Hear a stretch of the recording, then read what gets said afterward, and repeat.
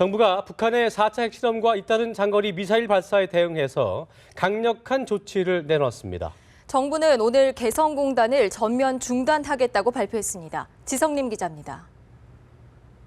홍영표 통일부 장관이 오늘 오후 5시 개성공단 전면 중단과 관련한 정부 성명을 발표했습니다.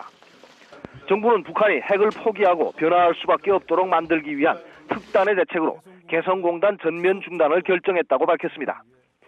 북한의 4차 핵실험 이후 개성공단 체류인원 축소 등의 대응 조치를 내놨던 정부는 이번 북한의 장거리 미사일 발사를 계기로 과거와는 차원이 다른 조치가 필요하다는 판단을 내렸습니다.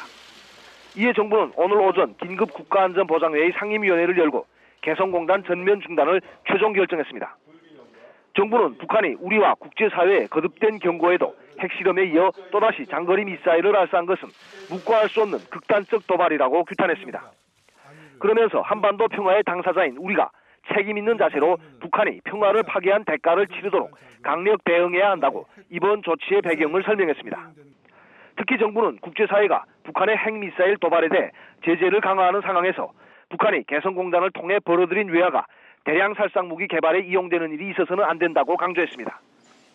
지금까지 개성공단을 통해 북한에 유입된 현금은 5억 6천만 달러이며 작년에도 약 1억 2천만 달러의 외화가 북한으로 간 것으로 알려졌습니다.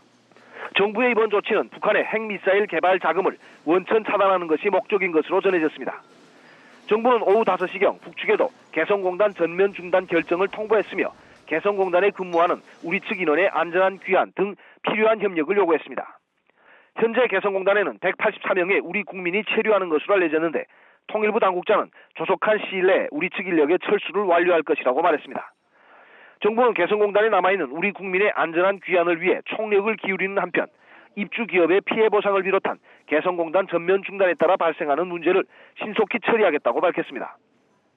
이와 관련해 정부는 국무조정실장 주관으로 정부 합동 대책반을 운영해 입주 기업의 실질적 피해 보상과 경영 정상화를 위한 지원 방안을 마련할 것이라고 전했습니다.